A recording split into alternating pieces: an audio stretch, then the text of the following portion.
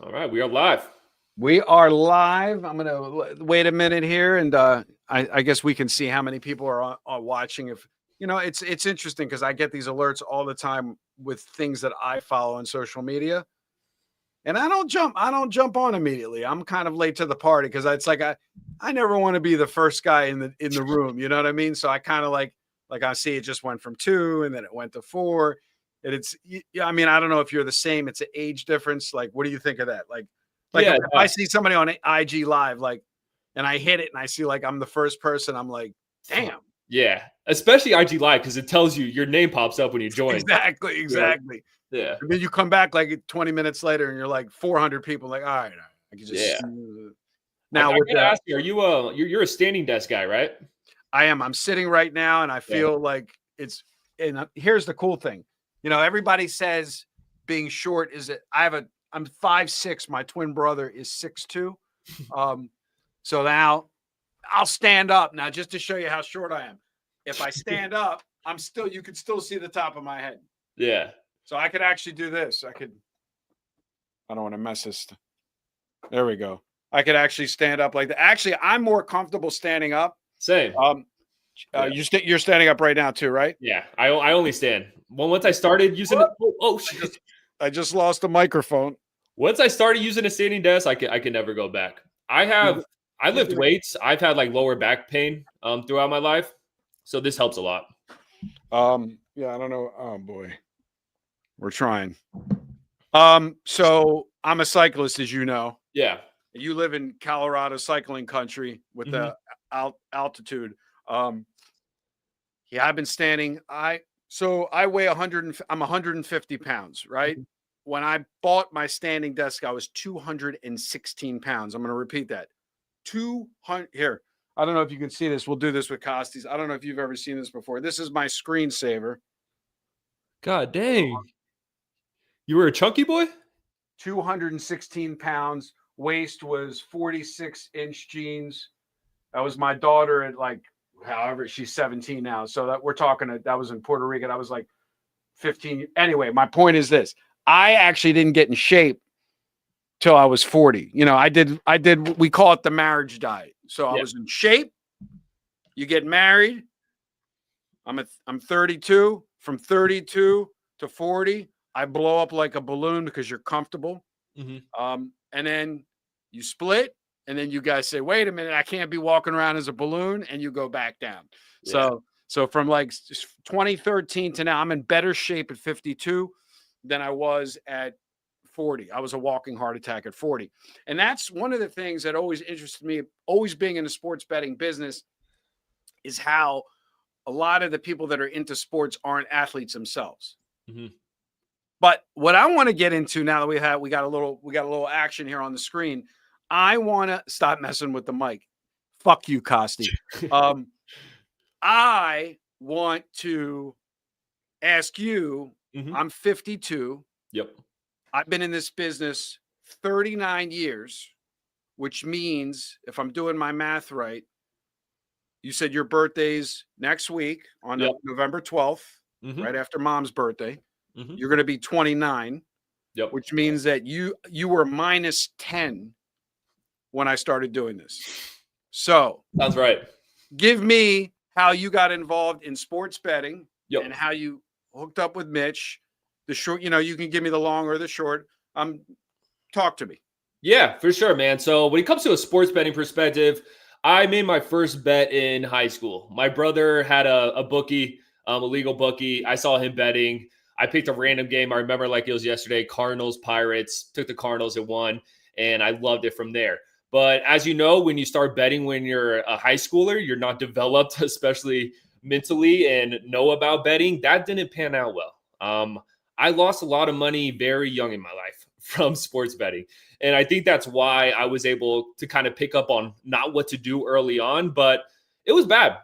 It was bad. Like throughout college, like I had to get like loans and shit like that. So it was kind of an ugly story in the beginning, but reassess from there. And, the way I kind of got started in this business and content creation, things like that through sports is I started a mixed martial arts podcast, an MMA podcast, based on the UFC. It was me and my friend from college, and we would interview UFC fighters. And on the side, I was, still betting. I had a betting page as well. And, that was going well. It was fun. And then do you want to go into how I met Mitch or? Sure, absolutely. Yeah. Gotcha. So yeah, basically we're doing the MMA podcast. Me and my friend, we kind of separated from college. It was actually 3 of us. We all went our own ways. MMA podcast ended. Me and my friend still talked, and his name is Payne Hansen. He worked for the site for a little bit. It didn't work out with him. Just I forgot really what it was, but he contacted Mitch, sent him an email, and said, "Hey, we see you don't have much MMA content. We would love to help you out." Mitch got on a call with Payne right away. And I was like watching the morning show. I was watching the halftime shows. And that same day, like Mitch got on a call with us. And it was kind of crazy. He was on the golf course. And I was like, oh, damn, I watched Mitch this morning and now I'm talking to him on the phone. And that's just kind of how he was. It was crazy. And immediately he was like, yeah, let's do it. Like start posting videos. And man, we started and the videos were bad. Videos were real bad. And that's the thing about Mitch, man. He gave people a long leash. Like, He didn't give up on people. I want to say that, because if I would have sent the content that I was sending to him to post, I would be like, bro, this doesn't work. Like this isn't going to work. You're done. But he believed in me, and we kept going, and basically I transitioned to handicapping all sports. Like I said, I've been betting for so damn long. I was posting content on Instagram. He saw that, and it kind of went from there. So. Been with PickDawgz for 5 years at this point. Over the last year, as you guys, the viewers know, I've become more involved with PickDawgz. Before, I was just doing like a parlay video. Of course, still doing premiums, but my role here has definitely stepped up a lot, and super grateful for it. This is my dream. Like my mom, she would walk in with me. I was like 3 years old, 2 years old, and I would just be watching sports, and she was like, "You don't even know what you're watching." Like for some reason, I don't know. This was always it for me. I always told people growing up, I wanted to be on TV talking about sports. I know I'm talking online on sports, so it's a little bit different, but it truly is a dream come true. And listen, let me tell you about the TV. It's not that luxurious. So I did my first sports TV show at 18, and I prefer the video because it's so, you're in front of these hot lights, you're sweating to death. And you're actually retaking. So we would do an hour show each week, and it would take 3 hours with the retakes and the bloopers. So this is kind of like easy peasy. But let me ask you about college, first of all. So you go to college, I'm assuming? Yeah, I went to Florida State, FSU. For what? The major? And the reason why I'm asking you selfishly as a father of a 17-year-old that's filling out her college applications of like, is this just let's extend the fake world for 4 years, or because again, I went to 2 years of college and I didn't use anything that I learned. And I was already doing this prior. I basically paid my way through college doing this. But for you, did you want to be a doctor, a lawyer, an architect? Like, what were you going to school for? Yeah, for sure. So no, I did not want to be a doctor. I didn't want to be a lawyer. I wanted to work in entertainment, content, anything creative. So obviously college was not the path that I should have took on, but my brother went to college. My parents did. It was kind of just that next step. They're like, Brad, you're going to college. I don't regret it. It was fun. It was a good time, but I majored in social sciences, interdisciplinary social sciences. I mean, like, come on. Right. Yeah. Basically, keep going. Prior to being a professional in this space, right? You get out of school, you're 21, I guess. Yep. Did you need that college application? Did anybody care when you were hiring for jobs, or was it like wasn't even an issue? No. So my career before this, when it was full time, this was a side gig before. I was a recruiter. I was an engineering recruiter. So office job. Went to the office 5 days a week, had the little collared shirt and everything. I was a corporate America. And I hated it. I was still working all this on the side. I would go in the bathroom, film little videos and stuff while I was working. I knew this was always my goal. I worked at a big recruiting agency, and then I actually worked at Tesla for 2 years, which is a very cool company to work for. And what happened was I got laid off. Were you doing it remotely, or were you in Texas or California? I was doing it remotely, and then I don't know if you remember, but Elon was like, "We need all the people back in office," and that's when I got cut. And then I started my own recruiting agency, and that was super tough. I had a couple good sales, made some money, but I literally sent an email to Mitch. I was like, I don't know what to do, man. Like, just give me an opportunity, because I was stuck. It was either like apply to jobs. You know how, I don't know if you know, but the job market's super tough right now. I was down bad. Like, I was not in a good place. Just like career wise, I was just super stuck. So that's kind of how I just kind of kept pressing Mitch, like, bro, just please give me an opportunity. Like, I'll do anything. So kind of the story there from after college. And you and I met in Vegas, mm-hmm. smoked a cigar. That was, I believe, in 2024 or 2023. It was, remember we walked down at a casino all the way out in the back, and the door got locked, and we were back out there. I don't know if that was 2020. Yeah, I mean, again, everybody was down to earth. That was like a normal, like, I think that was like was that a March Madness hookup? Yeah, March Madness. Because I remember it was cool. It was cold when we were outside at night. It was windy. Yeah. How do you, now you were brought up in Florida. How do you like to transition, i.e. Dave Miller lives where you live in Colorado. How does one get from Florida to Mile High? So, I mean, being in this industry, you obviously got to be a bit of a risk taker. I finished college, and it was either move back to Orlando where everything's all comfortable, my family's there, everything's all good. And then it just hit me one day. I was like, no, I got to go on an adventure. I got to go my own way. I got to take my own path. I never been to Denver, never been to Colorado. I skied a few times when I was younger. I knew I liked that. I knew like a lot of people fresh out of college moved there. So I feel like it wouldn't be too hard to, get good socially, because I feel like that's important moving to a new city. So you didn't care about, like, Dave moved strictly for the betting. That wasn't like that. Okay. No, I just needed an adventure, man. And I still feel that. Like, I thought about moving like to Thailand. I thought like doing like the overseas thing. I just love just getting out of my comfort zone and doing some new things. So I packed up my 2014 Chevy Cruze to the brim and just made the drive. And it's been good.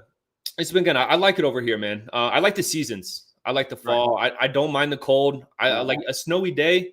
I don't mind it. I kind of like it, actually. So I do miss my family. I go to Florida all the time, but then Denver is home right now. I like it.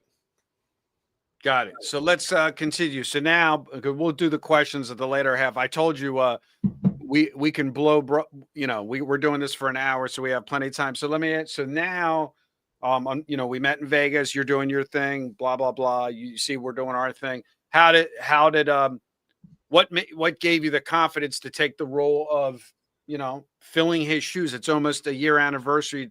May his memory be a blessing. November 28th, to do the 7 free picks. Like, how did that happen? If you want to share that.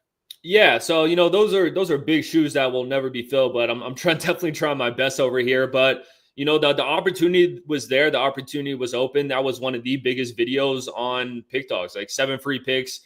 The thing about, like, everyone has their video series for different sports, and those are all seasons and things like that. But 7 free picks is every day. It's 365 days a year. I get 1 day off a year, and that's the home run derby. And I still will probably do some shit. But it was a big opportunity. I wanted it. And, at first it was a little bit intimidating. It definitely was. I was still kind of new. I still really didn't have that much confidence, I would say. So yeah, it was a bit nerve-wracking to take over that video series. It truly was. But as I got it going, just kept working hard on it, trying to make it better and better each day. I feel like I got a group of people who watch me that really like me, and that kind of helps my confidence as well. So in the beginning, yeah, it was a bit tough, but I love that video series.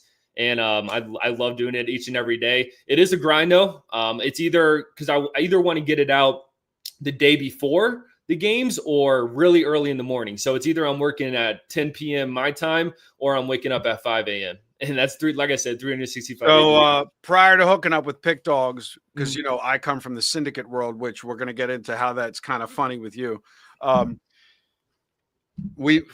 and I flew and stayed at Mitch's house, and I took the guest bedroom because I'm the old man, and Costi slept on the couch, and he's, he hears something at 4:45 in the morning, and Mitch is already starting to record videos. Yep. But let's talk about real quick the irony of the syndicate betting. So, I'm not a handicapper. I couldn't name a player, couldn't name a stat, couldn't name a trend, right? and then still have the ability to win more than 99.99% of all people in the world because I'm a syndicate broker and I'm connected with the syndicates, one of my partners being Dave Miller. So let me ask you, how does this happen? You're in Whole Foods? Tell me what happens. Yes. Yeah. I see some big dude at the checkout line. I'm like, damn, that looks like Dave Miller. And I watched the Spencer Cornelia thing like a long time ago. I seen Dave Miller's face on PickDawgz, and yeah, I seen him, and I was just like, yo, are you Dave Miller? And he's a funny guy, that's for damn sure. But yeah, that was definitely a coincidence. I knew Dave Miller lived in Denver, but I didn't expect to see him at the local Whole Foods. Seemed like a good guy though. So he's, originally he living in I'm looking to see here. I want to see how many views we're up to on this video. 586,000. It's interesting about YouTube. It had that upward momentum. It was like 0 to 500,000. And then it's just like now it's 3 years old and like another 86,000. But even we still get inquiries daily. Have you ever bumped into so what's interesting about Dave is he lived in Vegas and actually specifically moved to Colorado because it has the most online sports books legal of any other state. So it's legal in 39 states plus DC, but the most amount of books, even to this day currently, are in Colorado. So now obviously he got shot. If you watched any of the Tales from the Tickets, Costi did one with him when I was in the Middle East.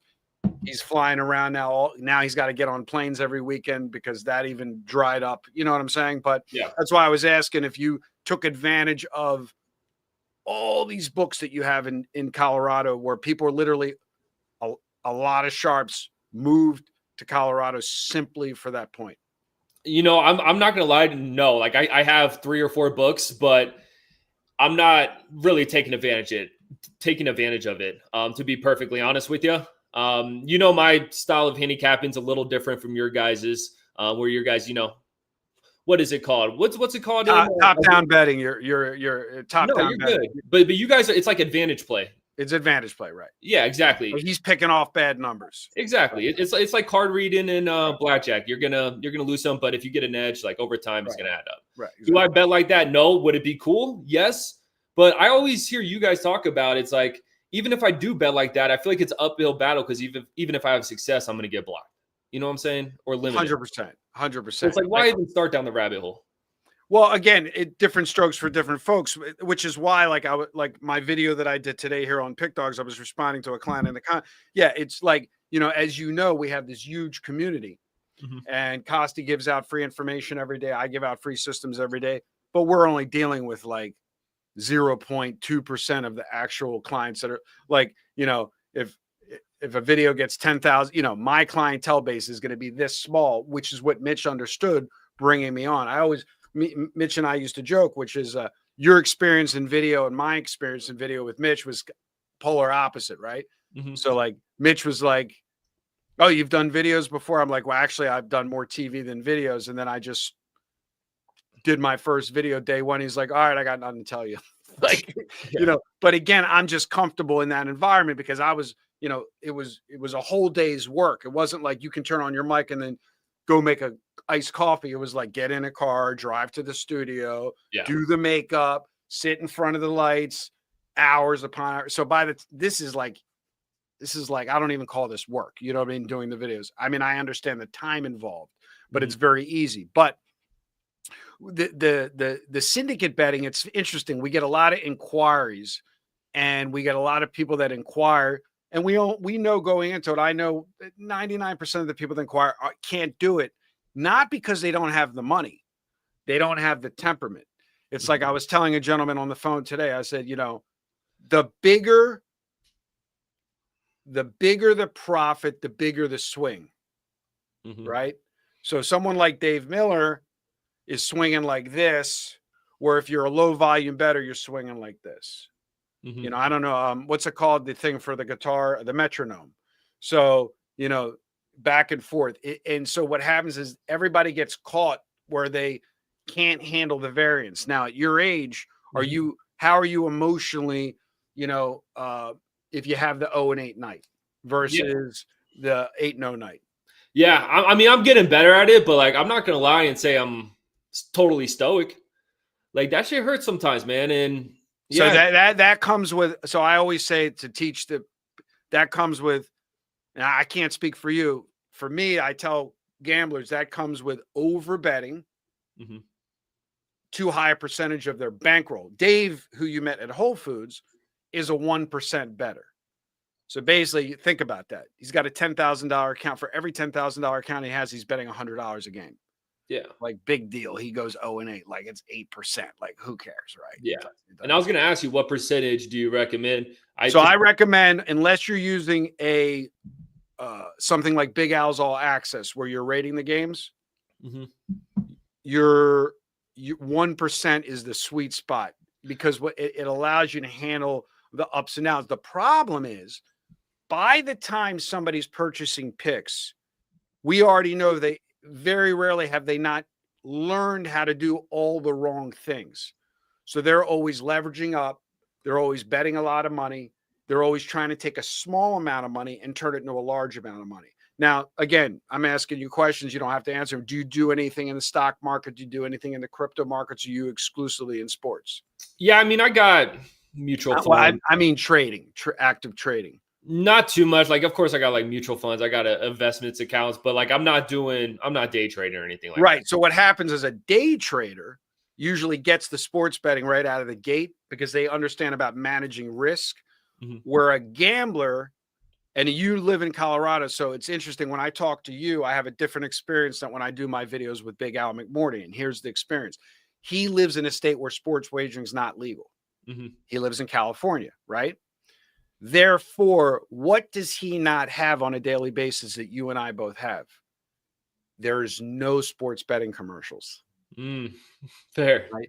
So Yeah. he doesn't even realize like how oppressive the marketing is of the sports books. You and I know, you turn on a TV. I have a 20-year-old. Every game he watches, there's 400 sportsbook ads. He's not even able to make a wager yet. You know what I mean? It's ridiculous. So they're training the young kid to get into the betting, right? And everybody has a workaround, just like buying the alcohol and the cigarettes when you're a kid. And so what happens is they've all learned the bad behaviors of, let me put $100 into the account because there's no barrier to entry, and let me run it up. Mhm. So like I was on the phone with a gentleman yesterday who inquired, you ready? Mhm. Because he watches you every day.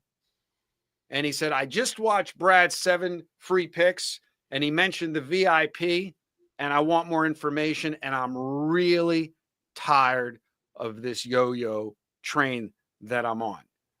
So before we get to you, we'll talk about him. So I Mhm. talked to him, nice guy, and he didn't join yet. And I said, he said, I started with like a $200 deposit. And then I looked back at my history because, with the legal apps, you could just see the money in, money out. Mhm. He says, now I'm up to 38,000 deposited, 37,000 withdrawn. So he's down a dime, Mhm. and he doesn't. And I said, if I would have told you on your first deposit, you were going to deposit 38,000, he would no. Because what it is, you're in the middle of a Saturday afternoon. I got to add more money. Boop. I got to add more money. Boop. And you don't even realize it. And then he's pulling the money out. So in everything, he's looking back in the rearview mirror, and he's down a dime, which is really not that big of a deal. And I explained to him, you can't use the VIP product micro depositing. I said, I'm not going to take your money until you have at least $5,000 to $10,000 in your account in one shot. So what I want to ask for you is, as a young bettor, Mhm. compared to me, did you also make that mistake initially of micro deposits, taking a small amount of money, trying to run it up? Or did you know going into it, I had to have a lot of money in my account and then bet a small amount like Dave does, like put 10 grand in the account, bet $100 a game, or you were the other guy? Talk to me. Yeah, no, I was definitely a micro depositor. Come on, like, I mean, most people are. Most people are. Most people don't know these days. Yes, I have my bankroll set, and I would say 1 to 5%. Some games I definitely go heavier on. Oh yeah, which is, we go 1 to 10% without, but again, if you have the strategy, sure. Yeah. And I know that you've hit some of my VIP games on that 5% side, but Yes, sir. Yeah. how long did it take you, or did somebody need to tell you like this whole little depositing thing is not working? Yeah, I mean, you just kind of, I mean, being a part of PickDawgz, being around people who are actually good gamblers, good bettors. I don't want to use the word gamblers, but good bettors. That's a better word to use. And honestly, watching this show, you just pick up on these things. So for me, yeah, I mean, for a lot of my betting career, I was doing that, and I was also using credited books. Right. At the start of the week, you get like like 4,000, I mean, 5,000. right. Yeah, so that's a little bit different. But ever since I moved to Colorado and used the apps, I would put money in, and when I would win it, I would take it out, and then the next day, if I wanted to bet, I would put more money in. And yeah, you lose track. First of all, the documentation's not there. I mean, you could look for sure, but yeah, the micro depositing, you wouldn't think it's that big of a deal, but Oh, it's a big deal. it is. It is. It's That's where they actually make all their money. That's where the sports books make all their money, on the micro, because what happens is, what most people don't realize when they call me or Costi is that I won't even accept payment if the client's a micro depositor. So my first job is to get him not to be a micro depositor. Mhm. Like he'll say to me, hey, Brad, what do you normally bet on a game? Oh, I bet 500 a game. Oh, what's your account balance right now in FanDuel? 500. Yeah. How are you betting 500 a game? So if I'm going to have 15 games, right? So what happens is, because their mindset is so short term, where they're just looking at today, and then when they win, they did exactly what you did. It's the opposite of a mutual fund, where the mutual fund with the compounding interest, what do? They withdraw the money. Well, like, what are they scared? The sports book's not going to give them their money? Like, your money is the sports book. If you're in a legal state, it's just another bank account. It's another brokerage account. Yeah. And so what I always say is, if you want to bet bigger, people always ask me, when should I take a redemption? If you're doing it to make active, positive cash flow, I say every 30 days. Like, you shouldn't even think, if it's November 1st, you make a deposit, you put your money in, you're done for 30 days.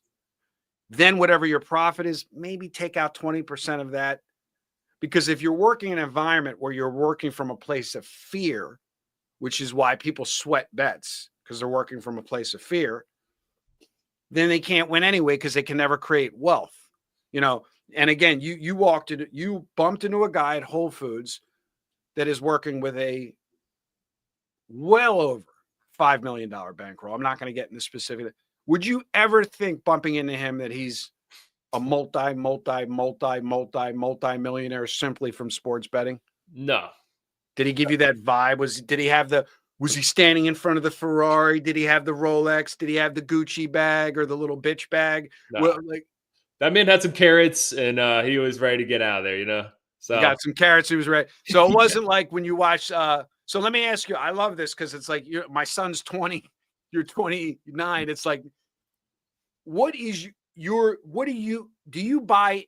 put yourself in the head of a young guy watching these slick bullshit IG ads and everybody standing in front of and I'm not going to name people, right? Because if it works, it works. I always say, if you're willing to go for the gullibility, great. But like, did you ever buy? So my original partners behind the scenes with Dave actually bought picks from me before they were clients first, then became partners, to get access to my syndicate plays. So a lot of the people that I surround myself with were actually on the other side as the purchaser of information before they got in the business. Did you yourself, prior to selling information, did you buy picks from other handicappers? I personally didn't. I didn't. No. And yeah, I mean, I feel like so I know the type of guys you're talking about, the guys on the Instagram with the Rolex and the rented Lambo. Like, look, yeah. I got the Rolex, but I'm not shaking it. All right, I'll shake it now. Shake that thing. But yeah, no. I mean, I never really bought into that, but I think it's because I've been in this industry, and I know what it is. Like, it's not that easy to just posting they're probably fake slips, $100,000 slips off DraftKings, and thinking you're just going to get a Lambo like that. So, and even if they're not fake, if you can bet that much legally, you're a loser, because no book exactly who tags you as a winner is going to let you bet that much on a game anyway. Exactly. So yeah, I never really fell for it, but shit, I got friends that have, or that fall for that stuff. So I think just being in the industry, you kind of pick up on who's legit and who's not. But I could definitely see how these young kids, watching the commercials and then going on Instagram, seeing all these people looking like they're making all this money off just strictly betting. I could see how they could fall for it. So it's the world we live in. You got to have that eye. You can't be gullible. You got to be skeptical on everything. And yeah, and that's the thing with us on PickDawgz. Like, we show up here every day. We're cool with our losses. We're cool with our wins. And I think that's what makes us different. And I think that's why, like, we're one of the more legit or more legit, pick services out there. Well, it was interesting because I did 2 video series a day. I don't do as many. How many videos do you actually do a day? I mean, today's busy. I'll do I think 12 to 15 with 7 free picks. Like, so I do, so that you're doing that in a day, and I do 14 a week. So I do 2 a day. Mm-hmm. I do mine, and then I do mine with Al. Yeah. And it's like, so I had a guy inquire, and he's like, I want Al's all access. And I'm like, okay, but let me send you last week's results first. And he's, well, how'd he do? I said he made 30, 40 units, whatever it was. And he says, no, I want it. I said, no. Let me send you the results first by day. Mm-hmm. Monday, crushed. Tuesday, crushed. Wednesday, crushed. Down 45%. So if you're a 1% better, you start with $100,000 bankroll. You wake up Thursday morning, you're down to $55,000 of principal. Remember what I said about the swings being bigger? Mm-hmm.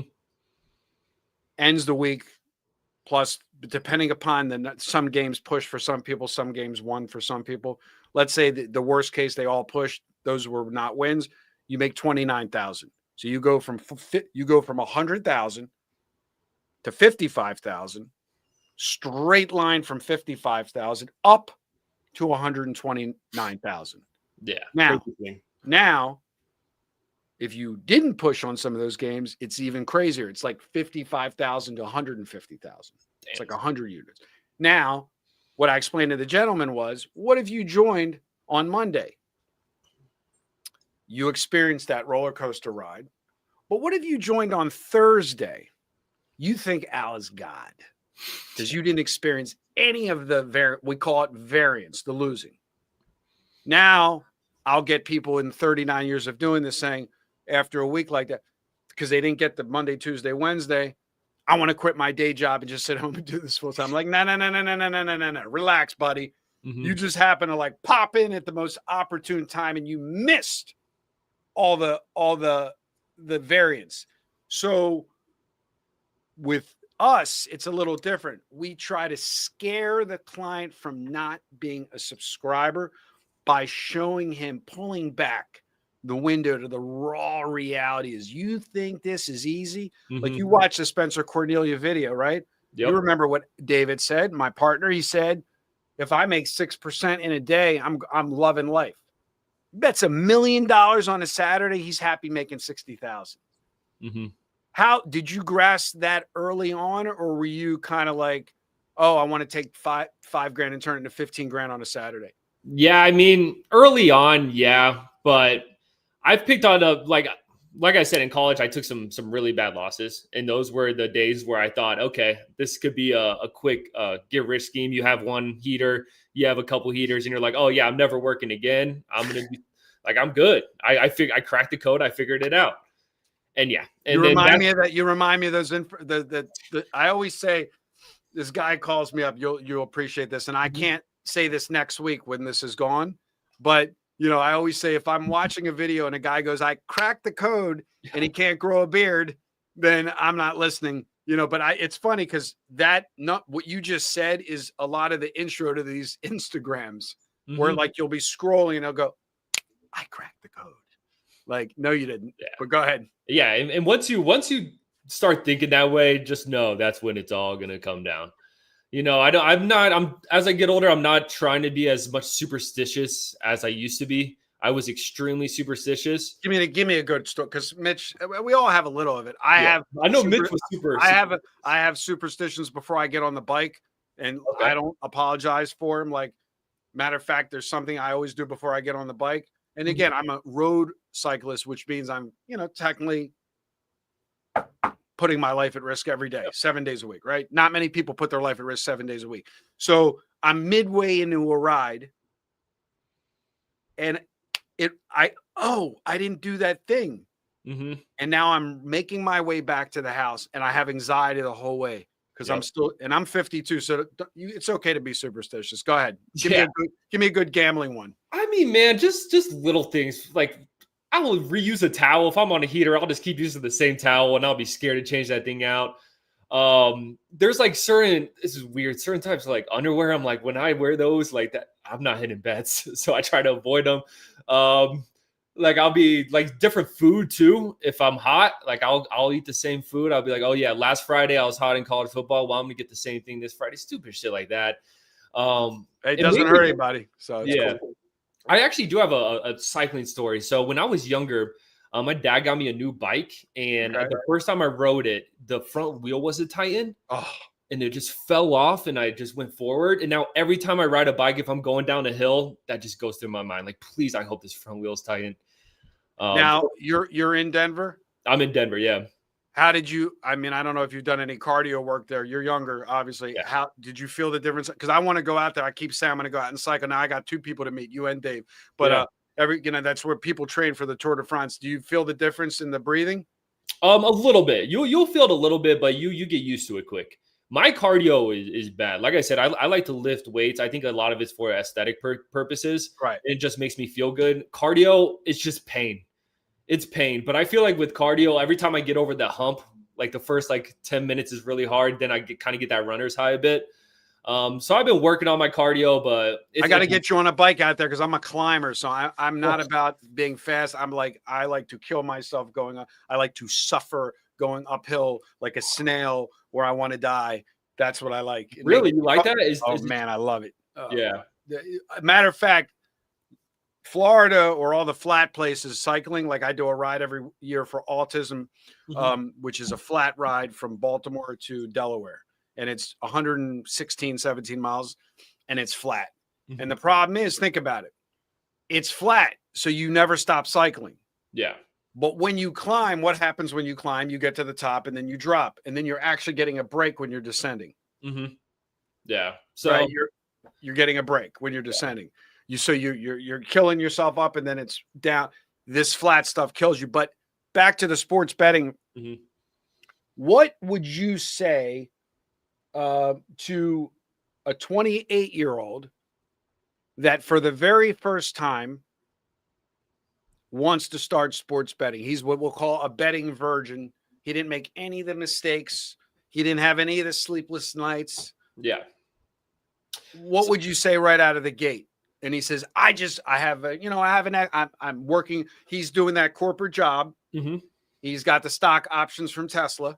Yep. He's got an extra 100 G's. I know what I would tell him, but I want to know what you're his contemporary. What would you tell him? Yeah, and I feel like we'd have a lot of the same advice. I know you say a lot, and I totally agree with it, is you got to take the boring route. You got to take the boring route, man, and you got to be super patient. Set aside a amount of money that you're fine losing just in case shit hits the fan. Put that money aside, put it in the account, and bet 1 to 5% of your bankroll. Stay disciplined. Don't get too down on yourself. The losses are going to happen. And honestly, use your resources. I mean, we got the internet on our fingertips. Find guys you trust. Find people who are doing this for a living.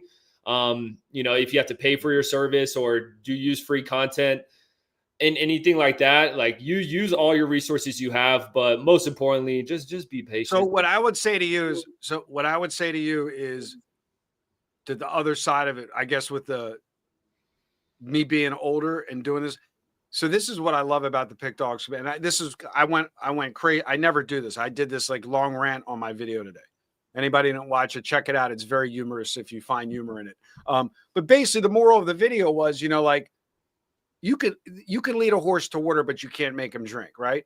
Do I think without the instruction of the money management that anyone can be successful with, even though we're in this world where we have all this free information? And I personally believe it's not winnable. It's winnable short term. You know, today you win, tomorrow you lose it, right? And it could be fun, and you're going to do better coming to pickdawgz.com, watching every video. You'll do better than you'll do doing on your own. Will you be able to actually make money, i.e. David Miller money, when you're in Whole Foods? No, because the problem is like the leak. David always likes, if you watch any of the videos we do, he always talks about leaks in your system. Like, what are you doing? He's always looking at everything like, where's the hole that I got to plug? The ceiling, there's a leak coming in. I'm doing everything right, but I'm losing money over here because there's a hole in the ceiling. I have to patch it, right? I got to fix the leak. The leak for me is the money management. Most people still will, I think, and it's weird, Dave got into this business as a video poker player, not a sports bettor. Most of the successful syndicates come from a card counting background or a poker background. They're not fans, right? So like, even if you look at someone like Al McMorty, he's 59 years old, right? That guy, you couldn't pay him to watch a game. It's all data on the screens. There's no watching the games. There's no, like, how much do you believe? And I'm not talking about live betting. 99% of people fail at that. Mm-hmm. Do you feel as a handicapper, because I'm not a handicapper, and it's okay, I want your opinion. Do you feel watching games makes you a better handicapper, or do you think it gives you the illusion that it makes you a better handicapper? I mean, maybe slightly, but look, your opinion is only going to get you so far. Right. Your opinion on a game is only going to get you so far. That is something that every bettor will pick up on. You could look at all the stats, this team's passing rating, this team's defensive efficiency, any of that, like, and you could watch these games. Like I said, your opinion's only going to get you so far. So yeah, you could watch all the games in the world. Sure, it may help you rather than someone who knows absolutely nothing, maybe. But look, the people who make the odds makers, like they know what they're doing. You know, you watching these games isn't gonna get you an upper hand too much on that. So yeah, because right, and you back to that Spencer video, when you watch it, what you saw is he was staring at this. Mm-hmm. He didn't have 15 screen. Like, I've seen, like, you know, these exposés on professional gamblers, and it's like so fake. They got 15 TVs up and they got every game on. And I'm like, how does that help you? Yeah. Like, come on, man. Like, all you need is this. Literally, this is all you need. You don't need anything else. You just need a screen. And again, I have clients that have the screen. They pay $500 a month for the screen, and then they don't know how to use the screen.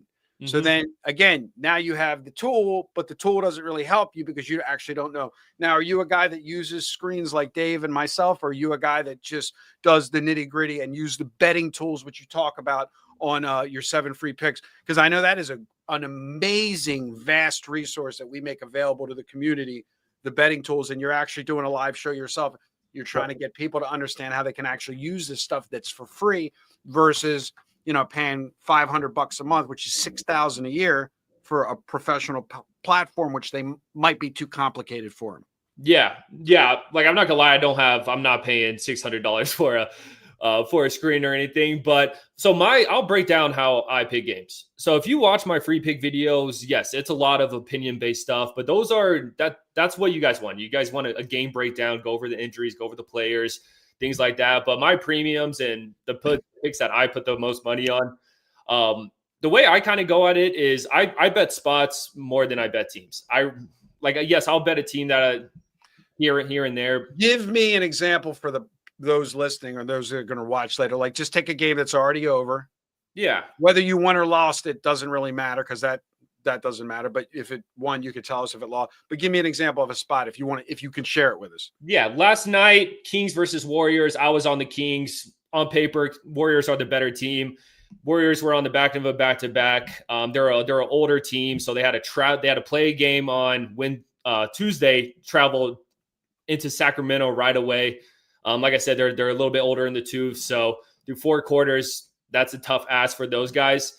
So things like that, and then I also look at where the money's coming in, man. A lot of the percentage of the bets were on the Warriors. A lot of the handle was on the Kings. So I'm glad Al's not on here with us, but I'll tell you why when you're done after you're done. Go ahead. I look where sharp money goes. I do. If I see a lot of people on one team, but a lot of money's on the other, it definitely raises an eyebrow for me. So for me, like I said, I bet spots over teams. I see where the money's at. And those are, kind of two key things I look at. Of course, I use, different tools online and things like that as well. But yeah, those are two big things I look at. Well, what does Al have to say about so Al would say it's absolute bullshit what you just said about the money, because the reality is, first of all, the free services that allow you to see the money, and you can, if you want to share where you look, I'd love to hear it, are not global of all. But like, yes, if you pay $600 a month, you can see every sports book in the world where the money's moving. But the thing is, perfect example is, let's take Al yesterday. Al had an 8-unit play on the Portland Trailblazers. Mm-hmm. He put it out plus 4.5 points at 10:37 a.m. Eastern Standard Time. Now, he put it out on PickDawgz on premium at plus 5.5, but he made his own number. I'm not going to get into what his number was, but we knew we could bet it down. Mm-hmm. So it opens at 5.5, goes on the Telegram channels, an 8-unit play at 4.5, closes at 3.5. They win the game outright. Mm-hmm. In essence, the wrong side was favored. Now you have two issues. A regular recreational bettor who was trying to get the 5.5 or the 4.5, a lot of times would lay off the 3.5 because in their mind, they think it's about the number. And a lot of times when you're sharp betting, like with the groups that we deal with, we're making our own number. So I'm not speaking for Al, I'm speaking for Eric. Let's just say Eric made Portland a -1 point favorite. Do I care if I'm getting 5.5? Do I care if I'm getting 4.5? Do I care if I'm getting 3.5? Do I care if I'm getting 2.5? I don't care, right? Because I know I can take that play all the way to -1 and I got a shot. And so basically, a lot of recreational bettors get themselves caught up in thinking they're betting games at a bad number because they're looking at the money online and their perceived sharp money versus smart money, but they're not knowing what the line really should be. And when you're an originator, which means you're making your own line, you have more leeway to not care what the line is unless it hits your number. Does that make any sense? Yeah. So you're saying, so let's say like a guy like Big Al or someone who, like you said, originate lines, they would go through the games, not look at the spread, create their own line. Never look at the spread first, right? Okay, gotcha. And then they'll look at the spread and be like, and they overlay it. Okay, so there was you guys watching this and I'd say this every week. You can go on to Google and Google Billy Walters 60 Minutes. I think it's like 10 years old. And there's a segment in there where he's sitting in front of the same screen that I have here. And she says, what determines what you bet on a game? And he said, I make my line, and the bigger the difference between my line and the line on the screen, the bigger the bet. So let's just say I made my line at game A. We don't have to name a team. Game A -2. And then I open up the sports book and it's game A -3. Not a big deal. It's a 1 point differential. But if I make a team at game A -3 and I log online and they're -7, I got to take the dog. I'm getting an extra 4 points. Mm-hmm. So now what you're doing is you're not allowing the line makers to influence, because remember, this is what most people forget. These lines that you can bet on are only for one purpose: to get equal action on both sides of the game. It's not telling you which team is better. They're not telling you tonight that they think your Broncos, I'm saying that because you're there, are 10 points better than the Raiders. What they're telling you is the only way they can make 10% on their money, which is get $1.1 million down on the Raiders and $1.1 million down on the Broncos, is to set a line that will allow them to have equal value. The only time they can't get equal money down on a game is what game? The Super Bowl. That's it. It's the only time sports books are sided is in the Super Bowl. If there's a Northeast team involved in the Super Bowl, or Dallas, or Pittsburgh, or the Packers. But if it's anything else, if it's not a New York team or those three teams, you'll probably have equal money. So because you're dealing with a lot of emotions.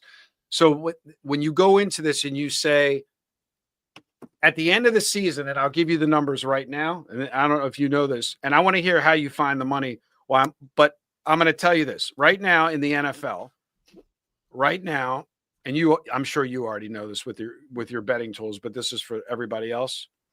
If I click on NFL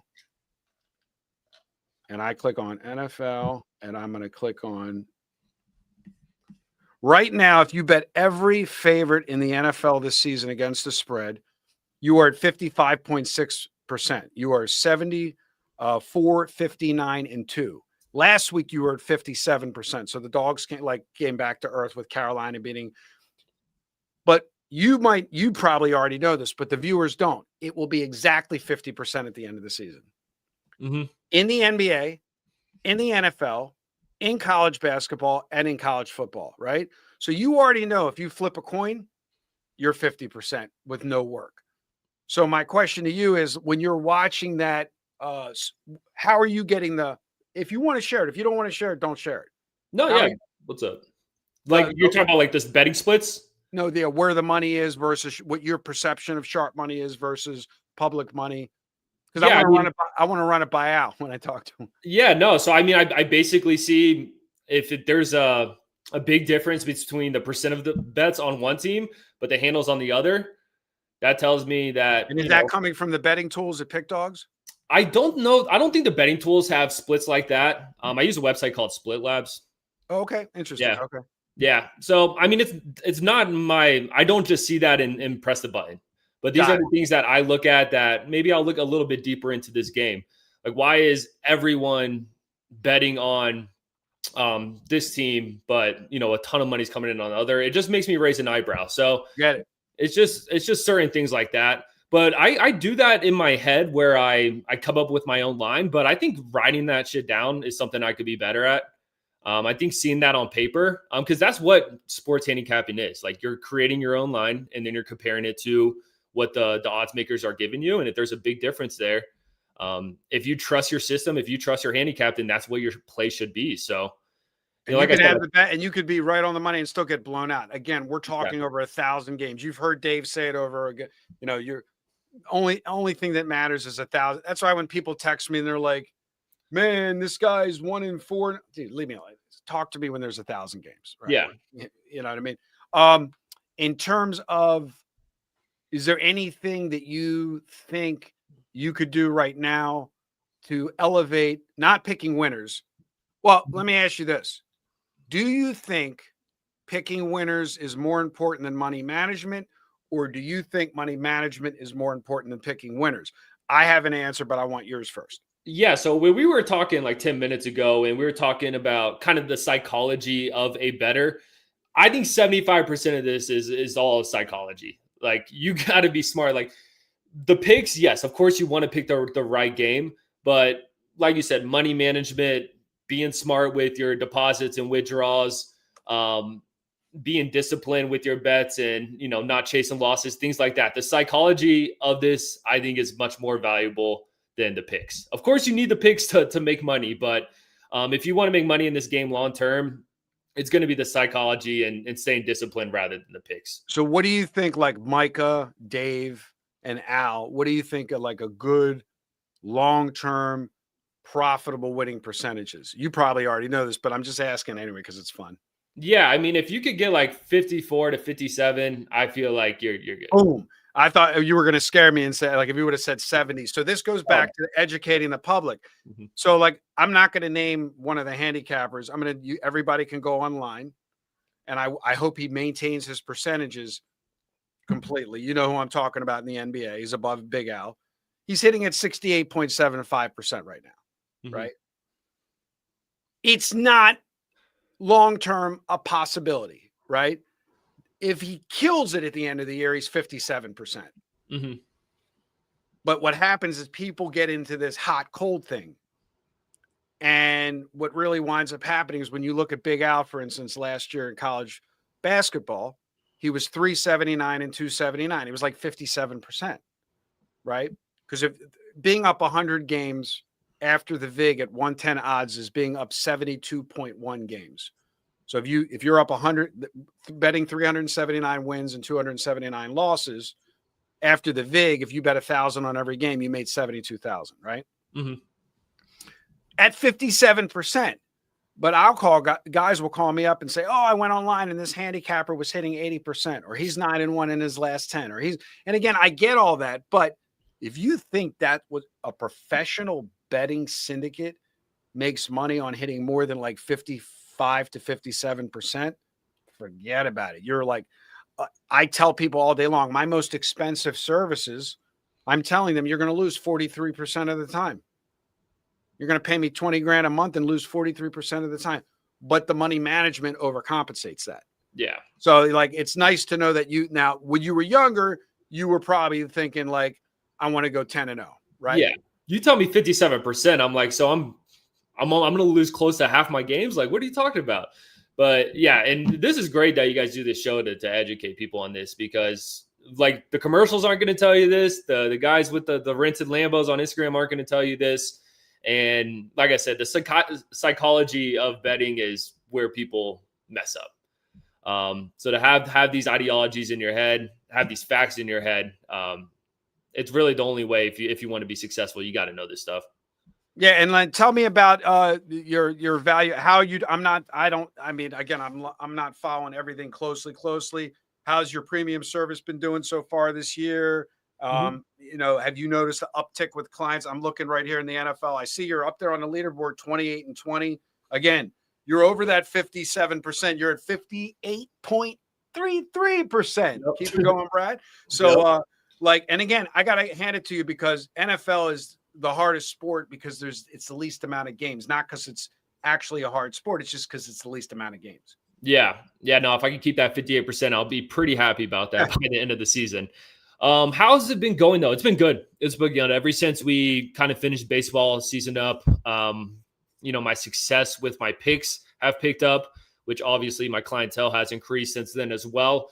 Baseball season was up and down, but I'm ready. You got to pay me next year. I'll hook you up. No, but I'm listening. I haven't had a losing baseball season in 20 years. But again, I everybody knows I only bet dogs. So like I ended the season 92 and 86 plus 38 units. Yeah. I just got out juice in baseball this season. And then I have no juice. Exactly. Yeah. Right. No, the underdog thing, it's definitely intriguing. Same thing I do in hockey. Everybody knows, like last night I went 2-1, made $700 versus losing juice. If I was playing those as favorites, you can't make money at 2-1. It's impossible. You know what I mean? Well, when you're betting every underdog or not every underdog, but when you're betting underdogs in baseball, are you just blindly betting every underdog? No. Okay, gotcha. No, not at all. I was curious if you just no. Then it wouldn't have been 92 and 86 to end the season. It would have been like over 100, 300 games. No. Gotcha. But I will not lay even 110 or 105 on a game. Mm-hmm. It's even money or plus money. Never betting ever a favorite in hockey or in. So in hockey, like last week, I was 5-5 plus 4,900. Mm-hmm. I only bet dogs or -1.5 plus money. So in baseball, I bet only pure dogs, never the run line. And in hockey, I bet dogs or plus money puck lines. So like last night, I had a dog and then I had a puck line and then I lost a puck line, right? Yeah. So I make $700. But so I'm always betting what we call juice free, commission free. Yeah. And therefore but for all those guys out there, how do they reach you if they want to communicate you? And again, I know you've been promoting my VIP product. And again, that because you believe in it, you tell me. You started using it. I started hooking you up with some big plays. Yeah. So as you guys know, if you watch my single game videos, if you watch 7 free picks in just 5 minutes, I have been promoting the inner circle. And if you, like I said, in all the videos, if you're a big bettor, have a conversation with Eric or Costi at least to learn more about it. Yeah, it's legit. Eric has provided me with some plays. We've cashed in together, so yeah. We've lost some plays too. We're not going to win every game. It's impossible. Like I said, I'm trying to hype you up, Eric. Come on, Yeah, I mean, I got to keep it real. I don't want to end it with the. But I will say that again, we send people call here a lot of time that watch your videos, and they say, "Look, I have a small bankroll. You know what we do? Go back online, purchase Brad's premium plays or any of the cappers that they want, because again, we have something for everybody from free to premium to high end. So again, like I said, hope you enjoyed being on the show. We hit our hour mark. I told you we could fly through this. Hour sounds, I guess, like all-encompassing prior, and then you just start rapping, and this is kind of like a Joe Rogan style podcast where we just there's no scripts. This is why I find it to be quite easy. Yeah, no, it was a good time, man. It was good to chat with you. I mean, we've hung out in Vegas a couple times, haven't really sat down and chatted together, so it was good.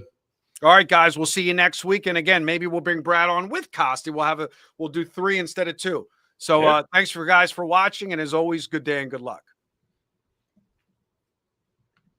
Let's see.